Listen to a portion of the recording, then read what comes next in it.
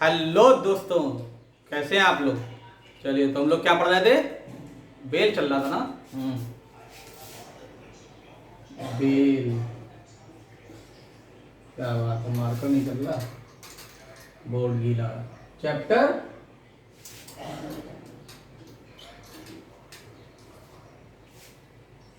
Chapter 33, section 436 से 450। ठीक है। 436 में क्या था, बेल इन बेलेबल ऑफेंसेस, कि बेलेबल ऑफेंस में कब बेल मिल सकती है, हमेशा ही मिल सकती है। ठीक है, दोनों ही, चाहे कोर्ट दे देगी या ऑफिसर इंचार्ज दे देगा। ठीक। 436 ए था, मैक्सिमम पीरियड कितने टाइम तक रख सकते हैं। ठीक है, 436 ए कब जोड़ा गया था, 2005 में। क्या था मैक्सिमम पीरियड, अगर उसने 1/2 पनिशमेंट कंप्लीट कर ली है, जो मैक्सिमम पनिशमेंट उसे हो सकती है जिस ऑफेंस में उसे अंदर किया गया है, तो पब्लिक प्रोसिक्यूटर को इन्फॉर्म करके उसे छोड़ दिया जाएगा। अगर पूरी कर ली है तो फिर उसे छोड़ ही दिया जाएगा। ठीक है। फिर 437 पढ़ा था कि bail in non bailable offences, कि नॉन बेलेबल ऑफेंस में बेल कैसे मिल सकती है। आवाज कम कर लियो, कि नॉन बेलेबल ऑफेंस में कैसे बेल मिल सकती है।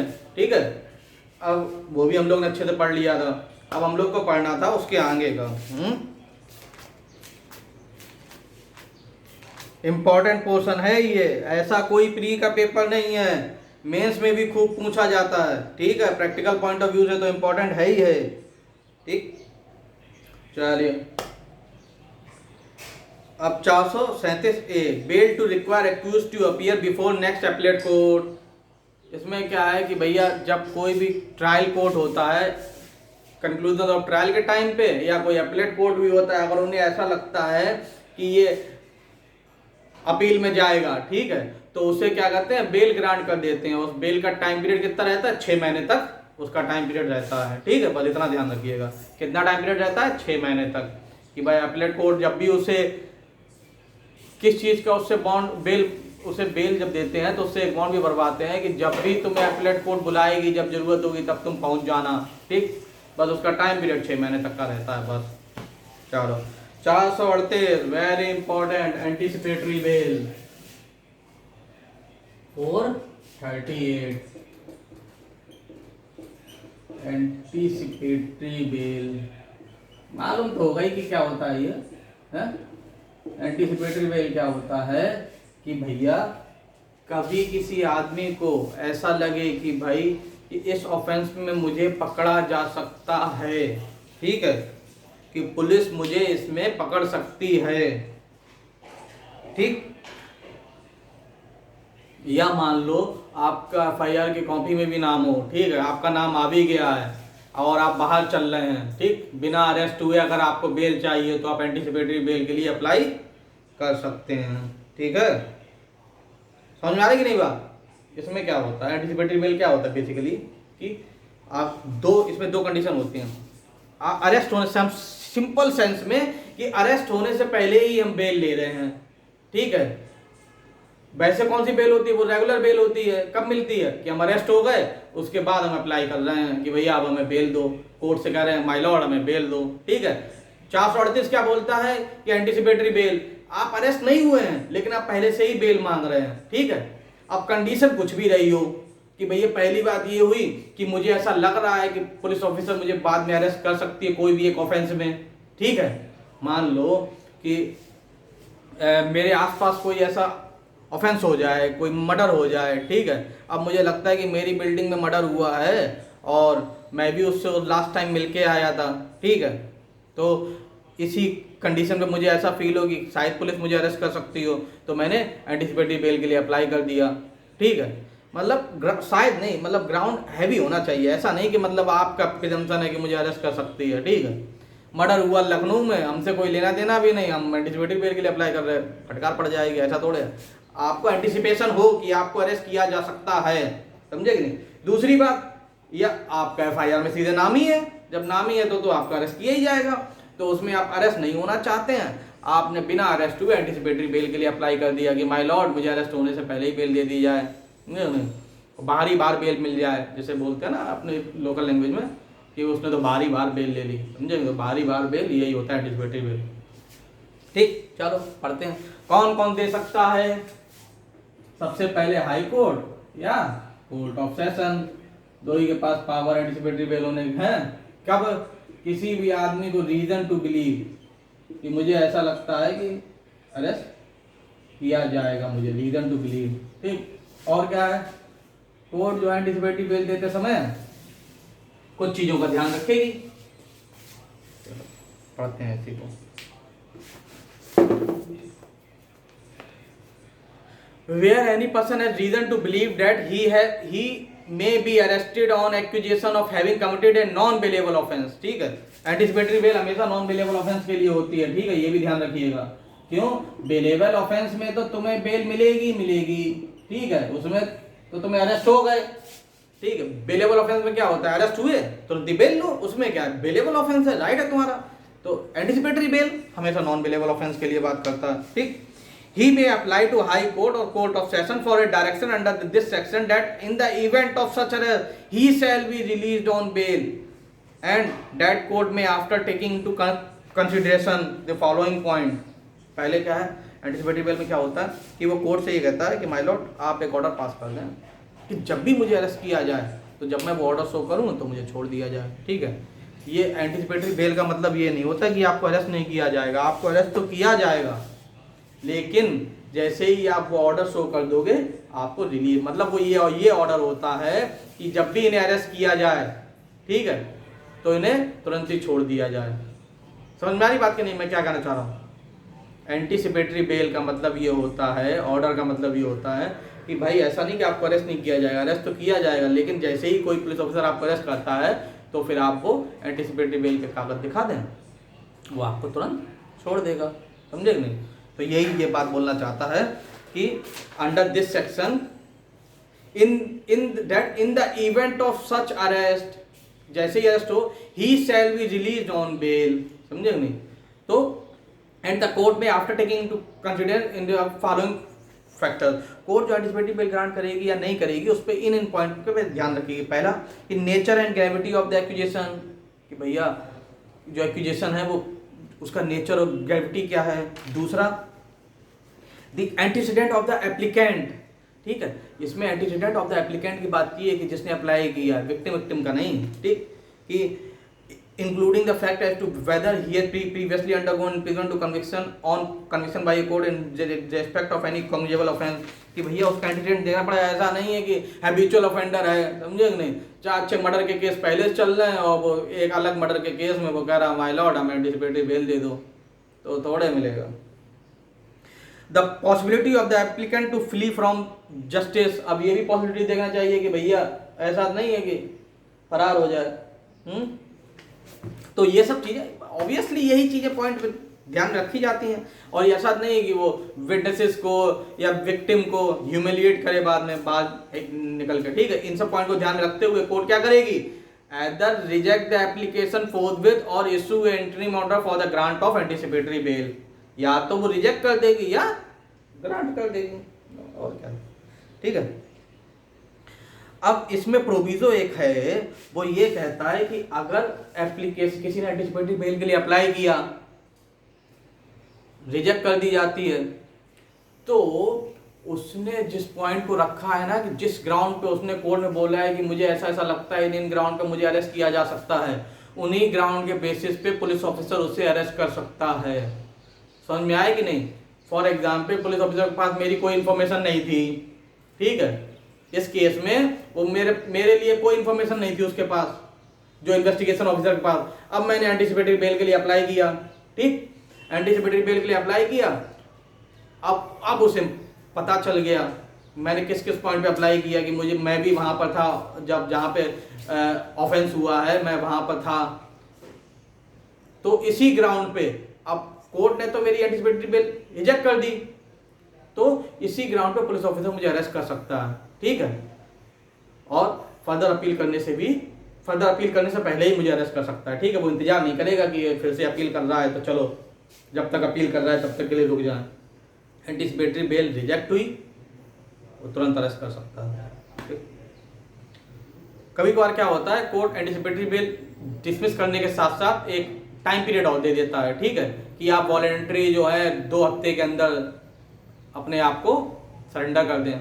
मान लो कि मेरा FIR में नाम है, मैं बाहर चल रहा हूँ, ठीक है, अब क्या हुआ, मैंने एंटीसिपेटरी बेल के लिए अप्लाई किया, कोर्ट ने कर दिया डिसमिस करने के साथ साथ कोर्ट ये ऑर्डर कर दिया कि देखो 14 दिन के अंदर तुम वॉलेंट्री सरेंडर कर दो अपने आप ही। अब क्या होगा, उसमें 14 दिन तक वो पुलिस हमें हरेस नहीं करेगी, मतलब मेरे घर पे आके हरेस नहीं करेगी जब तक वो टाइम पीरियड है मेरे पास वॉलेंट्री सरेंडर होने का। सिर्फ हरेस नहीं करेगी, लेकिन अगर मैं कहीं बाहर मिल जाता हूँ या घर पे भी मिल जाता हूँ कहीं पर भी, तो फिर वो मुझे अरेस्ट तो कर लेगी। समझ में आ रही बात कि नहीं? चलो उसका इससे कोई लेना देना नहीं है, वो प्रैक्टिकल में होता है, ठीक है। जब मान लो एंटीसिपेटरी बेल के लिए कोई अप्लाई करता है, कोर्ट डिसमिस कर देता है, उसके साथ साथ कोर्ट जो है कहता है कुछ तो इसे रिलीफ दी जाए, तो रिलीफ के तौर पे ये कोर्ट कह देती है कि हम तुम्हें 14 दिन का टाइम दे रहे हैं, 14 दिन में आप वॉलेंट्री सरेंडर कर दें।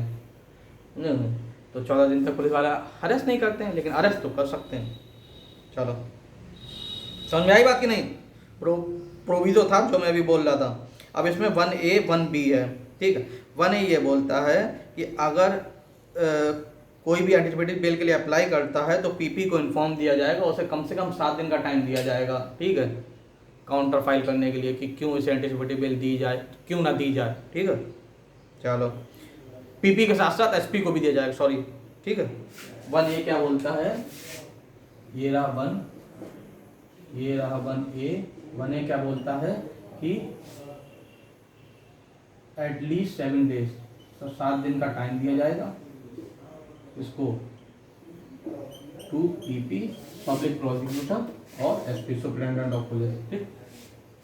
चलो अगला क्या है इसका 1B ये है कि अगर PP कोर्ट से कहता है कि माय लॉर्ड कोई भी फाइनल ऑर्डर देने से पहले उसका पर्सनल अपीयरेंस आप करवा लें, तो फिर कोर्ट उसका पर्सनल अपीयरेंस के लिए ऑर्डर कर सकती है, ठीक है।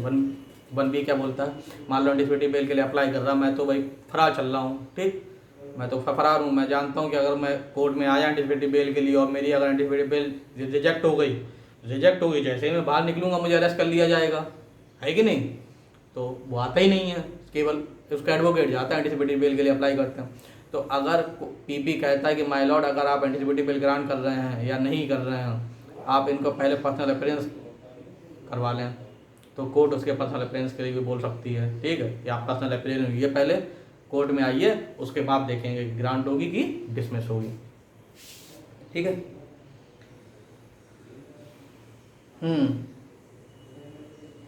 सबसेक्शन 2 इसका ये बोलता है कि कोई भी कंडीशन लगा सकती है कोर्ट, कोई भी कंडीशन लगा सकती है अगर ग्रांट कर रही है तो, ठीक है।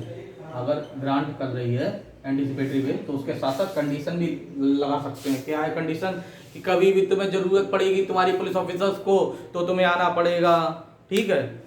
कभी तुम विक्टिम को या कोई विटनेसेस को हरेस नहीं करोगे हैं, और कोई इंड्यूसमेंट नहीं करोगे, इंडिया छोड़ के नहीं जाओगे या वो एरिया छोड़ के नहीं जाओगे without the period permission of the court, समझे कि नहीं? ये सब कंडीशन कोर्ट लगा सकती है, अंडरस्टूड है। तीसरा ये कहता है कि कैसे ये काम करता है, ठीक है। If such person is there after arrested without warrant, ठीक है, यही बात, तीसरी बात और समझिए, वही बात है कि जैसे ही उसे विदाउट वारंट अरेस्ट किया जाएगा ना, तुरंत वो बेल दिखा देगा एंटीसिपेटरी बेल और वो छूट जाएगा। If such person is thereafter arrested without warrant by an officer in charge of a police station on such accusation and is prepared either at the time of arrest or at any time while in the custody of such officer to give bail, he shall be released on bail. And if a magistrate taking cognizance of such offence decide that a warrant should be issued in the first instance against that person, he shall issue a bailable warrant in conformity with the direction of the court under subsection 1, ठीक। अब इसकी कुछ बातें और जाननी पड़ेंगी आपको। क्या ये तो इसमें सॉरी इसमें अमेंडमेंट भी तो हुआ, हाँ, इसमें सबसेक्शन 4 बोला गया है कि एंटीसिपेटरी बेल जो है 438 जो है नॉट अप्लाई टू कहाँ पे, not apply to rape offences in case of rape, ठीक है, रेप केसेस। चलो दूसरी बात, इसका एक प्रोविजो ये है कि सेक्शन 18, इसका प्रोविजो नहीं, section 18 of SC/ST act, SC/ST act ये बोलता है कि SC/ST एक्ट में ये अप्लाई नहीं होगा, नॉट अप्लाई, ठीक है, अप्लाई नहीं होगा। समझ में आ रही नहीं बात? तो ये दो जगह अप्लाई नहीं होता, एक रेयर केसेस में, एक SC/ST एक्ट में। SC/ST एक्ट में अगर आपको अंदर किया गया तो उस पर ये अप्लाई नहीं हुआ एंटीसिपेटरी बेल। एक बात और जान लीजिएगा, ये पहले यूपी में भी नहीं अप्लाई होता था, ठीक है। एंटीसिपेटरी बेल 70 या 72 के आसपास ही हटा दिया गया था कि यूपी में आप एंटीसिपेटरी बेल नहीं ले सकते, ठीक। ये प्रोविजन ही हटा दिया गया। हटा सकते हैं कि नहीं, इतना तो मालूम हो गया, यहाँ तक आ गए हैं, 438 तक आ गए। वैसी बात मत बोलना कुछ भी। क्या है, क्योंकि ये कंकरेंट लिस्ट में आता है, स्टेट चाहे तो अमेंडमेंट कर सकता है। तो यूपी गवर्नमेंट ने एंटीसिपेटरी बेल वाला प्रोविजन आपने अप्लाई नहीं किया, उनका हम 438 नहीं अप्लाई करेंगे। लेकिन 2018 के अमेंडमेंट के बाद से यूपी गवर्नमेंट ने फिर से अपना स्टेट अमेंडमेंट किया, उन्होंने कहा ठीक है, अब एंटीसिपेटरी बेल यूपी में भी अप्लाई कर सकते हैं, ठीक है। चलो, इसमें एक केस और पूछ दिया जाता है, Gurcharan Singh versus state of Punjab.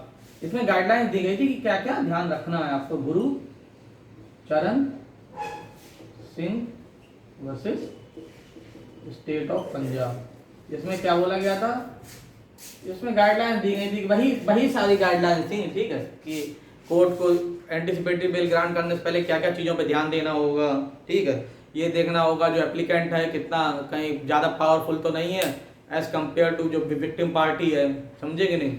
और ऐसा नहीं हैबिचुअल ऑफेंडर तो नहीं है, ऐसा नहीं कि एकदम क्रिमिनली हो, वो पहले से ही 2-4 केसेस उसके ऊपर इम्प्रिजमेंट हो चुकी हो, कन्विक्टेड हो चुका हो, केसेस चल रहे हो, समझे कि नहीं। और उसके भागने का डर, कहीं वो ऐसा तो नहीं भाग जाए, ये सब चीज़ें कोर्ट ध्यान रखेगी। यही सब बोला गया था Gurcharan Singh versus state of Punjab में। चलो, और तो कुछ है नहीं इसमें, और कुछ है ये, हाँ 438 जो है उत्तर प्रदेश एक्ट ऑफ 1976 में हटा दिया गया, लेकिन 2018 में फिर से जोड़ दिया गया, ठीक। अब हम लोग बात करेंगे 439, बहुत important, special power of high court और court of session regarding bail. क्या बोलता है 439, कि हाई कोर्ट और court of session, A high court और court of session may direct that any person accused of an offence, कैसा भी offence हो, ठीक है, कोई भी ऑफेंस का कोई भी एक्यूज पर्सन हो, चाहे ऑफेंस बेलेबल हो चाहे नॉन बेलेबल हो, इसमें ऐसा कुछ नहीं दिया, ठीक, कैसा भी ऑफेंस हो, कोई भी ऑफेंस में ये, and in custody be release on bail and if offence is in nature of specified subsection 3 of 437 may impose any condition which it consider necessary for the purpose mentioned in this subsection, समझे नहीं। वही बात है कि high court और court of session कोई भी offence हुआ और कोई भी एक्यूज हो, ठीक है, उसे बेल दे सकते हैं, और साथ साथ अगर कोई कंडीशन लगानी है तो वो कंडीशन भी लगा सकते हैं।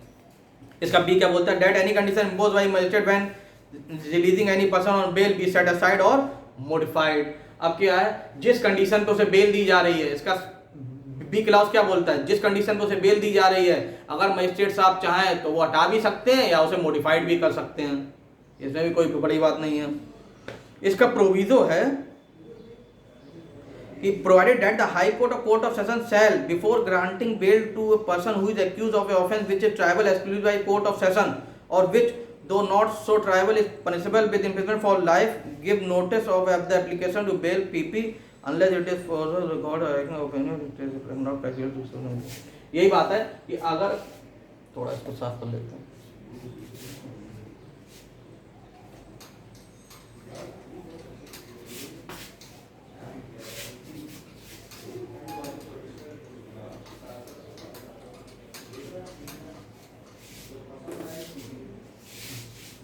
क्या हम लोग पढ़ रहे हैं 439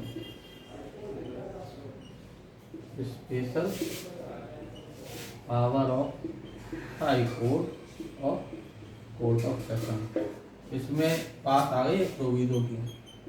क्या बोलता है प्रोविजो, अगर कोई भी ऐसा ऑफेंस है tribal by court of session है, ठीक, या कोई ऐसा जिसकी पनिशमेंट डेथ है, लाइफ इम्प्रिजमेंट लिखा है, क्या लिखा है,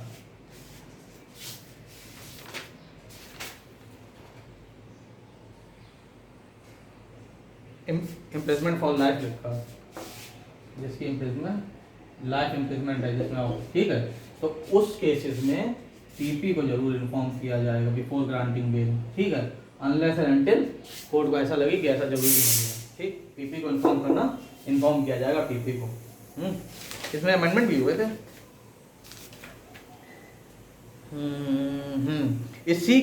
इसी प्रोविजो में ये दिया जाएगा, इसी प्रोविजो में ऐड किया गया था, थोड़ा ऐड हुआ था कब 2018 में, क्या कि अगर रेप क्या के केस है तो उसमें पीपी को एटलीस्ट पब्लिक प्रोसिक्यूटर को 15 डेज का टाइम दिया जाएगा प्रेजेंट करने के लिए, ठीक, कि काउंटर फाइल करने के लिए कह सकते हो तुम, समझे कि नहीं, कि अगर रेप का कोई केस है, वैसे तो इसमें था कि कोर्ट ऑफ सेशन कोई भी ऑफेंस को अगर ट्रायल कर रहा है या किसी ऑफेंस में लाइफ इम्प्रिजमेंट है तो पीपी को इन्फॉर्म किया जाएगा, कोई टाइम पीरियड की बात नहीं थी। उसमें उसी प्रोविजो में 2018 में अमेंडमेंट करके ये बोल दिया गया कि अगर रेप का केस है तो कम से कम पब्लिक प्रोसिक्यूटर को 15 दिन का टाइम दिया जाएगा, समझे कि नहीं, ऐसे ही नहीं कि 7 दिन का टाइम दे के कहा गया चलो काउंटर फाइल करो, ठीक है हम बेल ग्रांट कर रहे हैं उसे, ठीक।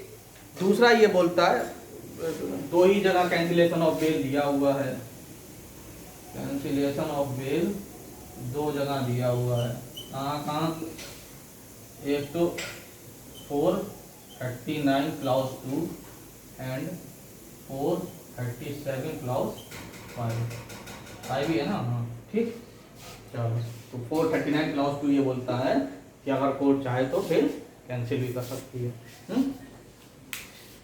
इसमें एक अमेंडमेंट हुआ था और जिसमें इसका 1A जोड़ा गया था। 1A में क्या था भाई, 1A में ये था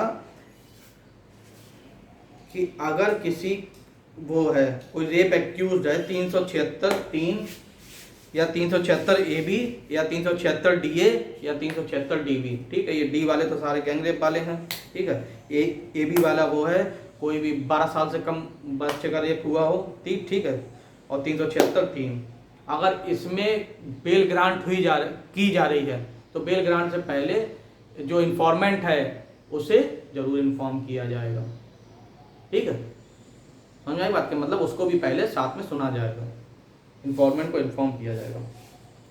कहने का मतलब presence of informant is necessary while granting bail in case of 376 clause 3, 376AB, 376DA, 376DB, ठीक। चलो और कोई बात नहीं है, ये 2018 के अमेंडमेंट है इसीलिए बहुत इंपॉर्टेंट हो जाएंगे, ठीक है, पढ़ते समय इन पे ज़्यादा ध्यान दीजिएगा।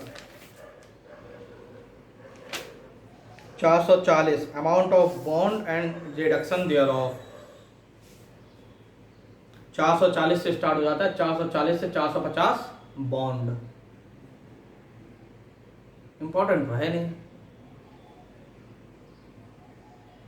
ठीक है, छोड़िए इसको, ज़्यादा फालतू में हेडेक नहीं लेनी दिमाग में, इससे ना प्री में आता है, ठीक है, ना मेंस में आता है, निश्चिंत रहिए आप, जितना पढ़ा रहे हैं उतने भी ध्यान दीजिए। हम लोग को इसमें कहाँ से कहाँ तक पढ़ना है, हम लोग को 436 से और 436 439 तक पढ़ना है, ठीक है, समझ में गया, यही मोस्ट इम्पॉर्टेंट है। अच्छे से इसी को बार बार पढ़िएगा, रिवाइज करिएगा, कोई दिक्कत आए तो मुझे बताइएगा, बॉन्ड से कभी नहीं आता, वो प्रैक्टिकल पॉइंट ऑफ व्यू से इम्पॉर्टेंट है, ठीक है, कि जब बेल हो जाती है तो उसके बाद मान लो हाई कोर्ट से बेल हुई तो उसे कोर्ट ऑफ सेशन जो ट्रायल कोर्ट होती है जहाँ पे केस चल रहा होता है उसके बाद भेज देते हैं बेल के ऑर्डर, अब वो वहाँ पे वो बॉन्ड और सिक्योरिटी फिक्स करते हैं कि भाई कितना, इससे 1-1 लाख रुपए पर पर्सन लिया जाएगा, 2-2 लोगों की सिक्योरिटी ली जाएगी, ये सब चीज़ें, तो वो आपके लिए भी इम्पोर्टेंट नहीं है। अगला हम लोग का रहेगा इरेगुलर प्रोसीडिंग, चैप्टर 35 पढ़ा दें अभी, अगले लगते हैं, ठीक है, थैंक यू।